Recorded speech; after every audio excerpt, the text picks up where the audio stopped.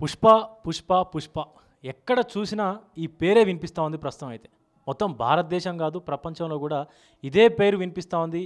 ఒక రకంగా చెప్పాలంటే మన తెలంగాణలో మాత్రం ఈ సంధ్యా థియేటర్ ఘటన జరిగిన దగ్గర నుంచి ఒక నెగిటివ్ ఇంపాక్ట్ అయితే ఖచ్చితంగా ఉంది. అది సినీ ఇండస్ట్రీ పరంగా కావచ్చు, ఆ పుష్ప సినిమా మీద కావచ్చు.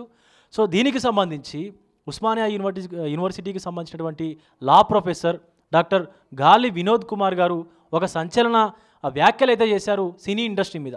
అసలు ఎందుకు చేశారు ఏంటి అని చెప్పేసి ఆయన మాటల్లోనే తెలుసుకునే ప్రయత్నం చేద్దాం. నమస్తే సార్. నమస్తే అండి. నమస్తే. ఇప్పుడు మీరు తెలుగు సినీ పరిశ్రమ అనేది మీరు ఆంధ్రాకే వెళ్ళండి, వైజాగ్ తరలి వెళ్ళిపోండి అని చెప్పేసి ఒక కామెంట్ అయితే చేశారు నిన్న. ఎందుకు చేయాల్సి వచ్చింది అసలు ఈ కామెంట్? ఎందుకంటే మేము 60 ఏళ్ళుగా తెలంగాణ ఉద్యమాన్ని చాలా సీరియస్గా ఫైటింగ్ చేసింది. ఎందుకంటే ఉమ్మడి ఆంధ్రప్రదేశ్ పేరుతోని ఏదైతే ఆంధ్ర వాళ్ళు ఇక్కడ సెటిల్ అయిన వాళ్ళు ఉన్నారో వాళ్ళంతా అధికారంలో దోపిడీ చేశారు, సంపదలో దోపిడీ చేశారు, ఉద్యోగాల్లో దోపిడీ చేశారు, సినిమాలో ఇండస్ట్రీ దోపిడీ చేశారు, అన్ని రకాల దోపిడీ చేశారు. కాబట్టి మేము ప్రత్యేక రాష్ట్రం కోరుకున్నాము. మా ప్రత్యేక రాష్ట్రం మాకు వచ్చిన తర్వాత కూడా ఇంకా ఆంధ్ర వాళ్ళ పెత్తనం ఏంది మా దగ్గర, మా మీద. ఇప్పటికీ మీరు Ramoji film city, Annapurna studio తీసుకోండి, తర్వాత రామానాయుడు స్టూడియో తీసుకోండి, ఇట్లా మొత్తం హైదరాబాద్లో ఉన్న స్టూడియోలన్నీ కూడా ఇవాళ వాళ్ళే కదా. సో ఆ స్టూడియోలలో కనీసం మా తెలంగాణలో వాటా ఎంత? హీరోలలో మా తెలంగాణలో ఎంతమంది ఉన్నారు? ఇద్దరు ఉన్నారు. ఎవరు? నితిన్ రెడ్డి ఉన్నాడు, ఒక ఆయన విజయ్ దేవరకొండ ఉన్నాడు. వాళ్ళిద్దరు కూడా ఒకరు రెడ్డి ఒకరు వెల్మ. మిగతా 93% వర్గాలకు సంబంధించిన ఒక హీరో లేడు, ఒక దర్శకులు లేరు, నిర్మాతలు లేరు, లేదంటే ఇంకా కార్మికులు, కర్షకులు వీళ్ళు ఎవరు కూడా లేరు. పాపం ఆంధ్ర నుండి వచ్చిన ఏదైతే ఆంధ్ర వాళ్ళు ఇక్కడ తిష్ట వేశారో 3 కుటుంబాలు 3 కులాలు, వాళ్ళు ఆంధ్ర వాళ్ళని కూడా ఎదగనేయలే. ఆంధ్రాలో ఉన్న పాపం 93% అంటే 85% ఉన్న కులాలు కానీ ఏదైతే కొంచెం పాపం మిగతా బీసీ కానీ, ఎస్సీ కానీ, ఎస్టీ కానీ, మైనార్టీ కానీ వాళ్ళు ఎవరిని కూడా ఇక్కడ ఎదగనేయలే. అట్లా అక్కడ ఆంధ్రలోనే ఎదగనేయలే, ఇక్కడ తెలంగాణలోనే ఎదగనేయలే. మీరు మొత్తం సినిమా మాఫియా మొత్తం తయారైపోయి సినిమాలో ఉన్న థియేటర్లు మీద మీరే యాజమాన్యం చేసి ఒక మాఫియా తయారు చేసి మీ గుప్పిట్లో సినిమా థియేటర్లు పెట్టుకున్నారు.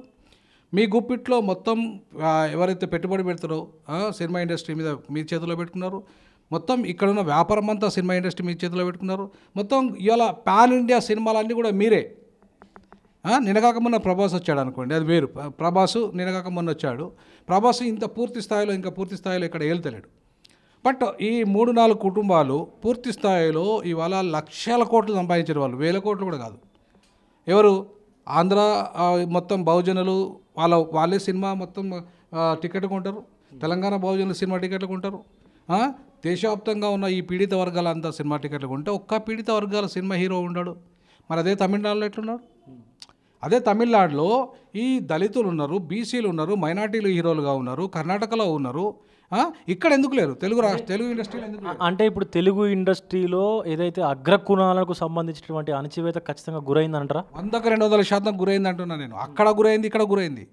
నేను అందుకే వీళ్ళు ఇక్కడుండి అక్కడ వాళ్ళని ఎదగనిస్తలేరు, ఇక్కడ వాళ్ళని కూడా ఎదగనిస్తలేరు. సో ఇక్కడికి వీళ్ళు వెళ్ళిపోతే తెలంగాణలోకి అవకాశం వస్తుంది. మేము దీన్ని తమిళనాడు మోడల్గా డెవలప్ చేయాలనుకుంటున్నాం. తెలంగాణని తమిళనాడు మోడల్గా అన్ని వర్గాలకి, ఒక్క కులం అని కాదు, అన్ని కులాలకి అవకాశం రావాలి, అన్ని మతాల వారికి అవకాశం రావాలి.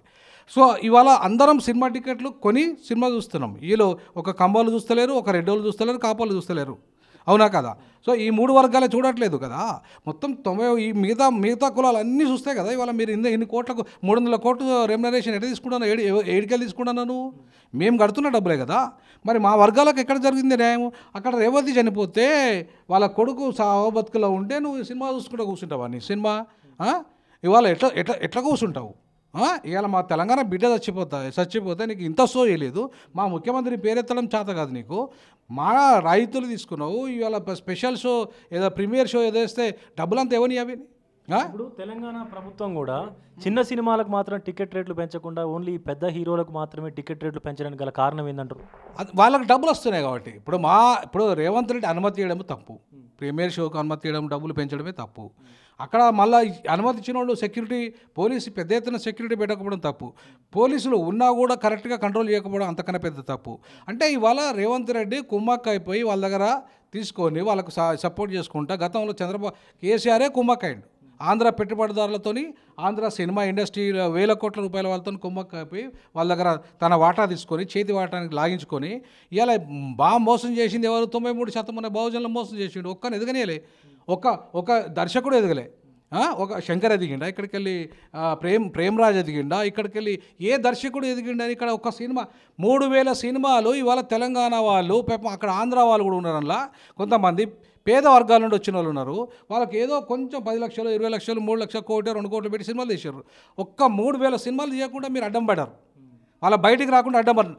నయం ఇంకా ఓటీటీ వచ్చి వాళ్ళ సినిమాలు రిలీజ్ అయినాయి. ఇంటే అదే కాదు, టెక్నాలజీ వచ్చి ఆ టెక్నాలజీ కారణంగా ఇవాళ అంతో ఇంతో చిన్న సినిమాలు కూడా రిలీజ్ అయిపోయి అంతో ఇంతో వాళ్ళకి కొంచెం లాభం జరిగింది తప్ప ఇవాళ మీ కబ్జాలు కనుక ఉంటుంటే ఆయనతో వాళ్ళు ఇంకా బతుకులు చిత్రం అయిపోయేది. సో ఎంతమందిని చిత్రం చేస్తారు? అసలైన తొలి వెలుగు. ఫాలో వాట్సాప్ @తొలి వెలుగు official.